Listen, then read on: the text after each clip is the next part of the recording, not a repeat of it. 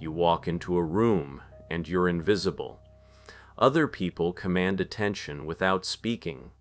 They get the opportunities, the respect, the power, and you're wondering why your talent isn't enough. If you're tired of being passed over by people with worse skills but better connections, hit subscribe. This channel teaches psychological mastery for people who are done playing by fake rules.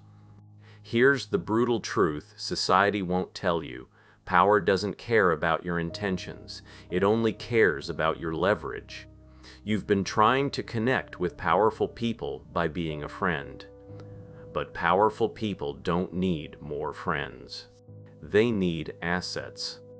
Machiavelli wrote, "The prince 500 years ago not as a guide for evil, but as a manual for reality." He understood that humans are driven by self-interest, fear, and vanity.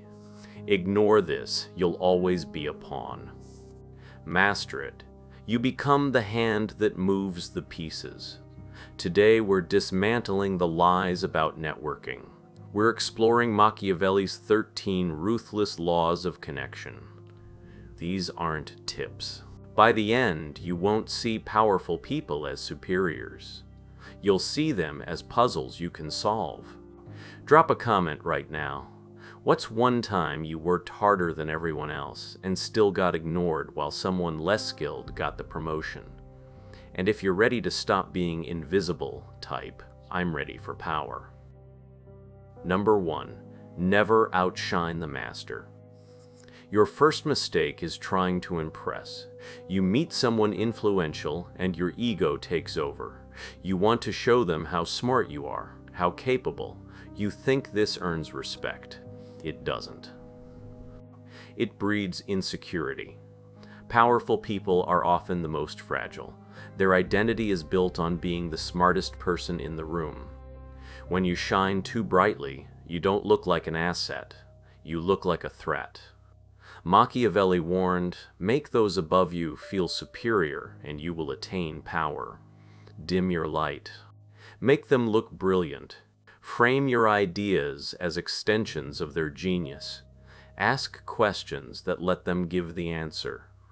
Feed their vanity. This isn't weakness. This is camouflage. While they admire their own reflection, you're quietly securing your position. Let them have the glory. You take the influence.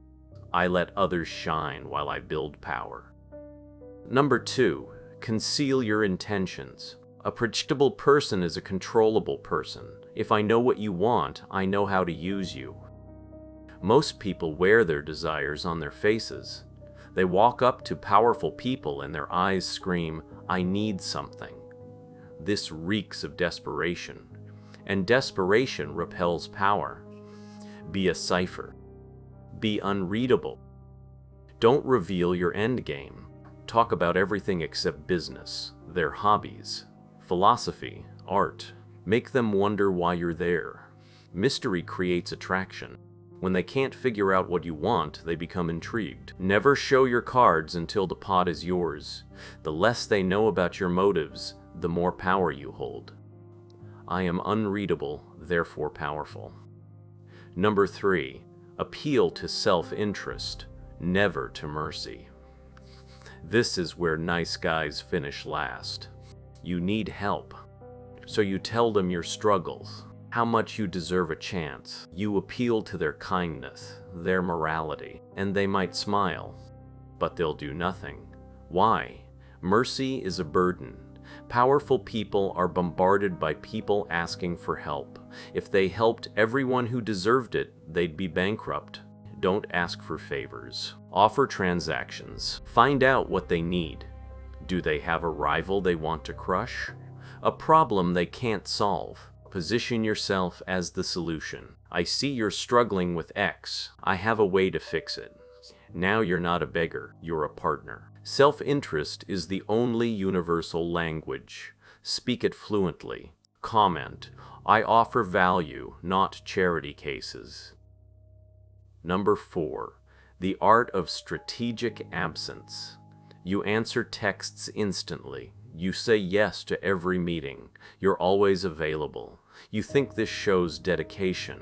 It signals low value. Scarcity creates value. If you're always available, you're common. Common things are cheap. Powerful people respect time because it's the only resource they can't buy. Be warm when present.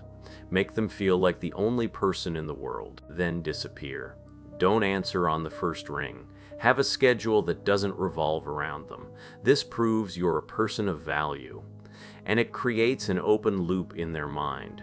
They wonder where you are, what you're doing. Your absence takes up mental space. When you return, your presence becomes a reward. Affirmation. Comment. My absence creates demand. Number 5. The mirror of Narcissus. Everyone is in love with themselves. Most people try to connect by talking about themselves. This is noise. Become a mirror. If they're aggressive and fast talking, speed up your speech. If they're slow and thoughtful, you slow down. Match their breathing, their vocabulary, their metaphors. This isn't mimicry. This is neurological synchronization. When you mirror someone effectively, their subconscious labels you as same. He's like me. I can trust him. People don't want to be challenged. They want to be confirmed. Be the confirmation of their brilliance. They'll become addicted to your presence because you make them feel understood. Comment. I reflect power back to itself. Number 6. Become the gatekeeper of information. In the modern world, information is power. But not just any information. Secret information. Powerful people are isolated, surrounded by yes men who tell them what they want to hear. They're starving for truth. Be the person who brings them valuable, unfiltered intelligence. Did you hear what the competition is planning? I found a flaw no one's telling you about. There's a market shift you need to see. Don't be a gossip. Be an intellectual spy. When you trade in secrets, you elevate your status. You become their eyes and ears. But never reveal all your sources. Maintain the monopoly. If they can get the info without you, they don't need you. Comment this affirmation. I see what others miss. Number 7. The law of the useful enemy. Nothing bonds people faster than a shared enemy. We instinctively trust people who hate the same things we hate. Find out what they despise. Inefficiency, bureaucracy, a specific rival, the status quo. Align yourself with that hatred. I can't believe how mediocre the industry has become. It's exactly what you were saying. When you validate their enemies, you validate their struggle. You're saying, I see the dragon you're fighting, and I'm here to hand you the sword. This creates an us against the world dynamic. And in those trenches, deep loyalty is forged. Comment this affirmation. I align with their battles. If this is changing how you see power dynamics, hit that like button. What's coming next will show you how to weaponize these laws without losing your soul. Number 8. Play to their fantasy. People don't live in reality. They live in fantasies of who they should be. The brutal CEO wants to see himself as a benevolent father figure. The chaotic artist wants to see herself as disciplined. The insecure politician wants to see himself as a savior. Identify their fantasy and play the supporting role. If they want to be the wise teacher, become the eager student. If they want to be the rebel, become the accomplice. If they want to be the king, become the loyal knight. Don't force them to face reality. Reality is painful. If you're the one person who supports their delusion, they'll protect you with their life. Because if you leave, the fantasy crumbles. This sounds manipulative because it is. But we're not talking about friendship. We're talking about power. And power is theater. Comment this. Affirmation. I support their ideal self. Number 9. Mastery of emotional alchemy. Powerful people carry immense stress. Their internal world is a storm of anxiety and pressure. Most people add to that storm. They bring problems, drama, urgent emails. Be the calm. When they're frantic, you're slow. When they're angry, you're steady. Absorb their chaos and reflect back clarity. I understand the problem. Here's the solution. It's handled. Those 3 words, "it's handled," are the most seductive words you can speak to a powerful person. You become a sanctuary. They'll start craving meetings with you, not because of business, because of how you make them feel. In a world of noise, be the silence. In a world of fire, be the water. Comment this affirmation: I am the calm in their storm. Number 10, assume formlessness. Bruce Lee said, "Be water, the rigid break, the flexible survive." When dealing with power, you cannot have a rigid ego. Be adaptable. Some days you need to be aggressive, some days submissive, some days the leader, other days the follower. Don't get attached to a single identity. If you insist on being yourself, you'll clash with people who don't fit your mold. Formlessness is defense. If you have no shape, you cannot be hit. If you have no shape, you fit into any keyhole. If they're formal, wear a suit. If they're casual, wear jeans. If they drink whiskey, you drink whiskey. Remove the friction. Blend in so you can stand out when it matters. Comment this: I am water, I adapt. Number 11, create dependence. This is the ultimate law. Make yourself necessary. If they can replace you with a LinkedIn job posting, you're unsafe. Weave yourself into the fabric of their success. Find a task they hate, but that's essential. Master it. Own it.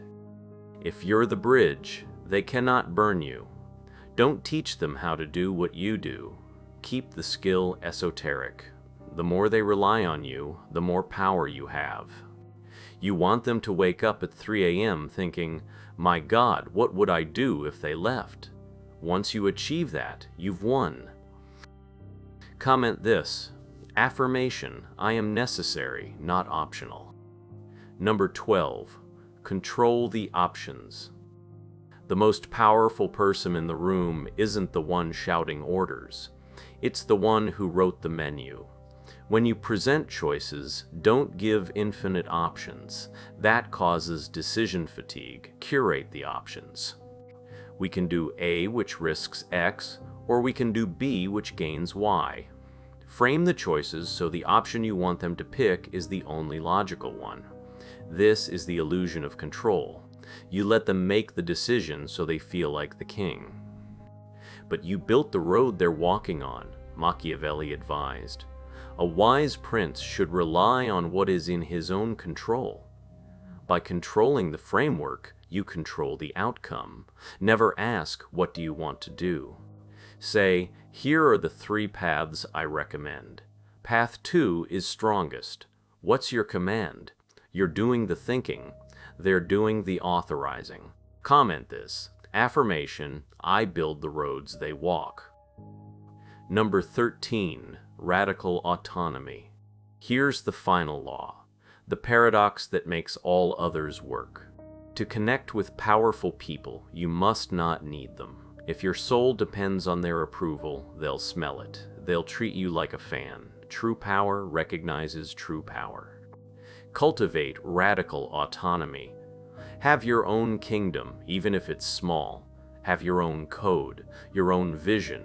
Be willing to walk away from the deal. The person who is willing to walk away holds all the leverage. When you sit across from a billionaire, you must know deep in your marrow that you'll be fine without them. You're not there to take, you're there to trade. This energy shift changes everything. Your voice drops an octave. Your eye contact holds longer. You become solid. And that solidity is magnetic. Powerful people are lonely because everyone around them is fluid, bending to their will. When they meet someone who is solid, someone who respects them but doesn't worship them, they're fascinated. Be the rock, be sovereign. Connect from wholeness, not from lack. Comment this: I am sovereign, I choose. Let's make this actionable. Here's your 5-step plan. Step 1, morning identity reset. Before touching your phone, breathe and repeat. Today, no one controls my emotions but me. Step 2, in the moment protocol. When talking with power, pause, breathe, observe, ask, what do they need to hear? Step 3, weekly power audit. Every Sunday night, journal, where did I outshine when I should have dimmed? Where did I reveal too much? Where did I create scarcity? Who became more interested when I pulled back? Step 4, 14-day scarcity experiment. Cut availability by 50%. Take 4 to 6 hours to respond. Say no to 30% of requests. Watch who respects you more. Step 5, build your intelligence network. Document patterns, risks, opportunities others miss. Become the person who sees around corners. These aren't manipulation tactics. These are survival patterns that have existed for thousands of years. Machiavelli didn't invent power dynamics. He just had the courage to write them down. The world doesn't reward goodness. It rewards effectiveness. Being good feels nice. Being effective changes your life. The real power is being effective while keeping your soul. Use these laws to protect yourself, to build, to create value, without becoming the monster you're defending against. That's the tightrope. Use power to build, not destroy. Use strategy to protect, not exploit. Because the question isn't whether you'll use these laws. It's what kind of person you'll become while using them. Subscribe to Eunoia for weekly deep dives into psychology and power that most people are too scared to discuss. And drop a comment. Which law hit you hardest? What's the only change you're making starting tomorrow? Machiavelli gave you the map. Your character decides the destination. The question isn't whether you'll play the game. Everyone plays. The question is, what kind of player will you become? Will you be the one asking for permission? Or will you be the one who walks into rooms and changes the gravity? Once you've seen how power really works, there's no going back. You're not a spectator anymore. Welcome to the inner circle.